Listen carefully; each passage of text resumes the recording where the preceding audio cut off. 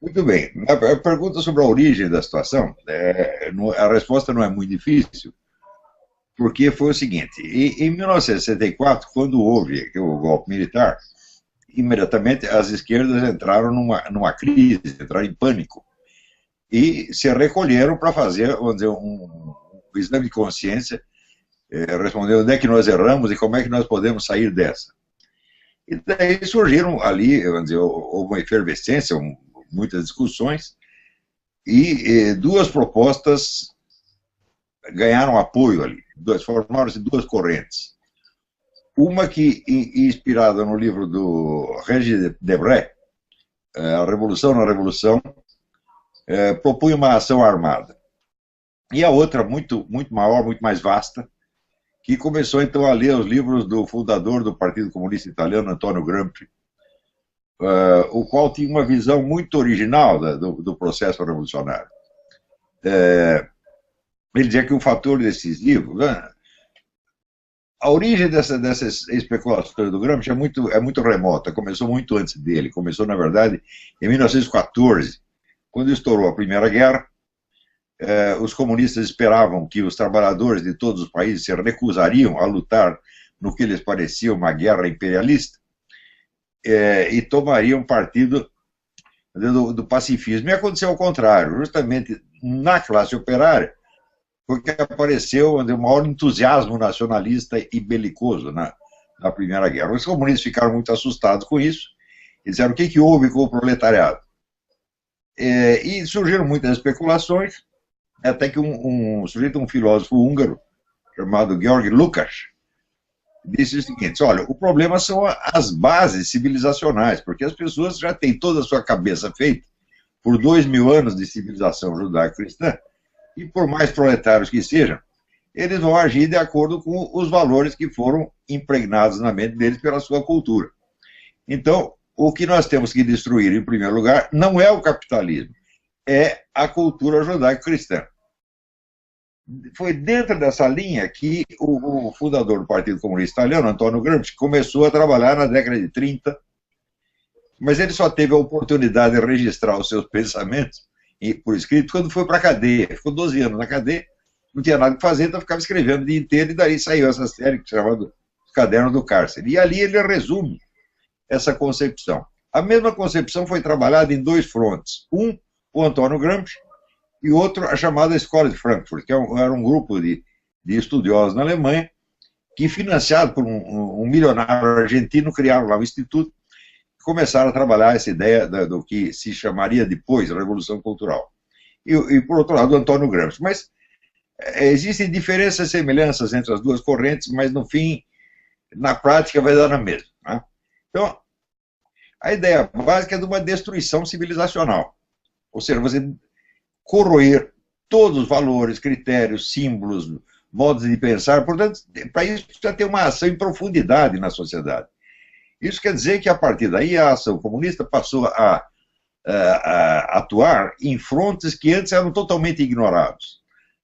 As escolas, as igrejas, sociedades de bairros, clubes, clínicas de aconselhamento matrimonial e de psicologia, tudo isso virou fronte de batalha.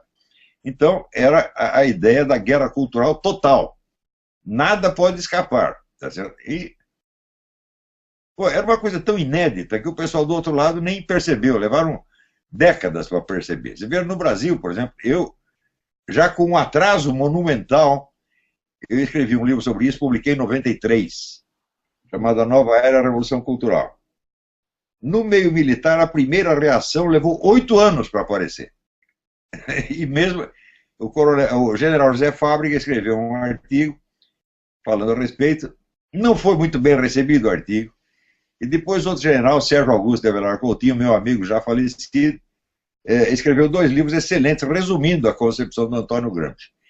E só para você saber, o general Coutinho morreu amargurado pela indiferença dos seus colegas, né? Uhum. Então, isso quer dizer que no Brasil o pessoal não está muito bem atualizado com isso até hoje. E eu digo, eu já comecei atrasado, porque a absorção da concepção do Gramsci pelo Partido Comunista Brasileiro começou em 64, 65.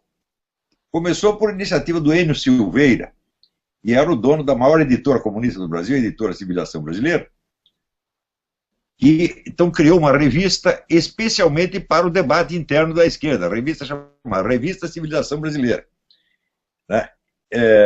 Evidentemente, eu li todos os números dessa revista, até que ela parou de funcionar, e ali você tem ideia da profundidade e da seriedade do debate que os esquerdistas se entregaram naquele momento. Eles não estavam para brincadeira. Eles falaram, nós caímos do cavalo uma vez, não queremos cair duas, não vamos cair nunca mais, nós vamos levantar disso e tomar tudo. E, de fato, o fizeram. Só que pelos métodos do Gramsci, os quais são discretos por natureza. Na estratégia do Gramsci, a maior parte da militância envolvida não sai pregando ideias comunistas. Ao contrário, ataca pontos específicos que representam pilares da civilização. Como, por exemplo, a própria ideia de família, a moral sexual, as bases do direito penal e civil. Eles vão atacando ponto por ponto. Quer dizer, no fim abrange tudo, mas cada um trata de um pedacinho. O pessoal do outro lado, vendo essa ação disseminada, não consegue identificar nela um ataque direto. E pensa que isso vai passar, que isso são modas. Quando começou o negócio politicamente correto, todo mundo ria. Só que não ria era eu já sabia o que era, já estava chorando. Né? Eu sei, como dizia o Paulo França, eu já vi esse filme e sei quem morre no fim. Né? Então foi assim, gradativamente eles foram ocupando todos os espaços. Para você fazer uma ideia de como eles levaram isso a sério, no tempo do governo militar, a esquerda já dominava a imprensa brasileira inteira. Você não tinha um jornal cujo diretor de redação não fosse comunista, nenhum.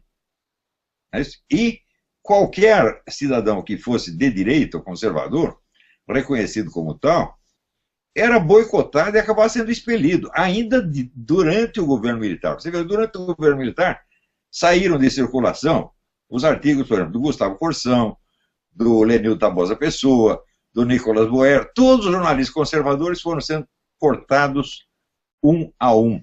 Então chegou-se ao domínio completo. Existe uma publicação do Sindicato Jornalista de São Paulo, chamada 60 anos de jornalismo, foi publicada na década de 80. E você vê ali as grandes figuras do jornalismo em São Paulo, eram todas comunistas. Só tinha duas exceções, no meio de 200 nomes tinha duas exceções, que não contam para absolutamente nada. Ao mesmo tempo, eles estavam dominando o sistema educacional, usando, sobretudo, publicações da Fundação Vitor Chivita, chamada Escola e Sala de Aula, que iam fazendo a cabeça dos professores e introduzindo as ideias de Vygotsky, Emília Ferreiro, todos esses doutrinários comunistas da educação. A profundidade e a imensidão desta operação, as pessoas não conseguem medir até hoje. Por exemplo, aqui nos Estados Unidos eles estão criando um novo currículo, como no Brasil, novo modelo curricular. Eu acho que é nova base curricular, não sei como chama no Brasil. Aqui é Common Core, né? Quer dizer, o núcleo comum. Né? E o núcleo comum, as pessoas discutem, umas gostam, outras não gostam, até que apareceu o pesquisador e foi rastrear. Falou, de onde apareceu isso? Então, descobriu que, em primeiro lugar, todos os modelos iniciais do Common Core tinham vindo da Europa. Ela foi rastreada na Europa, de onde veio? Foi ver tudo da Rússia, veio tudo pronto da União Soviética. Então, o modelo de educação que está sendo implantado nos Estados Unidos, a duras penas e com muita discussão, e no Brasil sem dificuldade nenhuma, está roubando a porta aberta, é um modelo soviético, concebido para efetivar a revolução cultural. Então, quando começa toda essa coisa, por exemplo, ideologia de gênero, abortismo, gaysismo, etc., tudo isso é a revolução cultural. Então, por aí você vê a imensidão da coisa. E eles foram prosseguindo nisso, dando mais importância ao fronte cultural do que ao fronte político eleitoral.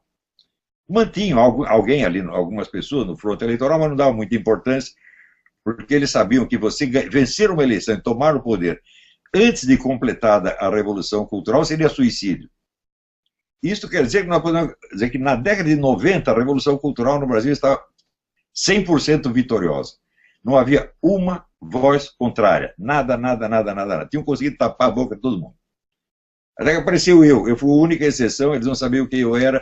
De repente apareceu um cara dizendo umas coisas esquisitas, eles não entendiam direito o que eu estava falando. E daí, aos poucos, eu consegui abrir um espaço para que o pessoal da direita, conservador, liberal, tivesse voz novamente, porque estavam com as bocas tampadas fazia 30 anos. Né? Então isso aí mudou um pouco a situação. Porém, o que eu fiz no campo cultural, quer dizer, eu acho que eu consegui abrir um rombo no muro do monopólio esquerdista da opinião pública, e daí começou a aparecer blogs conservadores, instituições conservadoras, movimentos conservadores para tudo quanto é lado. Alguns até conquistaram algum espaço na grande mídia, como o Luiz Felipe Pondé, por exemplo, mas a maioria ainda continua em blogs. Então, nós rompemos o monopólio da opinião pública, mas não rompemos o monopólio da mídia. Na grande mídia, eles ainda dominam 100%. E, você vê, quando houve a primeira eleição do Lula a presidente, o Partido dos Trabalhadores até então tinha tido, no máximo, 20% do eleitorado. No instante em que a Revolução Cultural já estava totalmente pronta, foi possível impor esse candidato Lula como se fosse a pessoa mais inocente do mundo. Se você naquela época dissesse para as pessoas o Lula é comunista, o Lula é esquerdista, elas diriam não, de maneira alguma. Então foi, como se diz, a revolução camuflada, a revolução disfarçada. Quer dizer, enquanto o Lulinha, Paz e Amor, com toda aquela imagem de democrata, etc., subia ao poder, ele mesmo já tinha fundado o Foro de São Paulo, que é o centro de comando estratégico da esquerda latino-americana, quer dizer, fazendo como as Farc, Forças Armadas Revolucionárias da Colômbia, até reconhecendo, disseram, vocês salvaram o movimento comunista. Estava moribundo, vocês salvaram, deram nova vida. Né? Então você vê como é que o sujeito que é o comandante da estratégia comunista no continente não é comunista. Daí aparece essa besta desse Marco Antônio Villa dizendo, como o Lula não pode ser comunista porque ele nem leu Karl Marx. Eu digo, mas é só um cretino diz isso, porque 99,999% dos comunistas nunca leram Karl Marx. Né? E o sujeito não é comunista pelas suas ideias, é comunista pela sua participação no esquema. Mesmo que ele não tenha nenhuma ideia na cabeça, ideia não importa, importa é o compromisso real que o sujeito tem, né, com os seus correligionários, com organizações. Então foi assim que eles tomaram o poder, sem que ninguém percebesse, sem que ninguém reagisse. Mas o único sujeito que tentou reagir realmente fui eu. Antes de mim, o Paulo Francis um pouco, o Paulo Francis morreu. Né? E mesmo assim, o Paulo Francis não tinha um conhecimento efetivo desse negócio gramsciano. Eu que comecei a dar a dica para ele, depois que nós nos conhecemos na casa de um amigo comum, daí que ele começou a ler essas coisas com atenção. Então, mas o Paulo Francis conhecia a Petrobras. Né? Como é? Ele conhecia muito bem a Petrobras. Sim, o caso da Petrobras ele conhecia, ele anunciou com anos de antecedência, só que é o seguinte, ele não tinha ali as provas na mão. Ele tinha depoimentos, mas depoimentos de fontes que não se revelavam. Né? E ele, confiando nas fontes que tinham dito a verdade, ele denunciou a coisa. Né?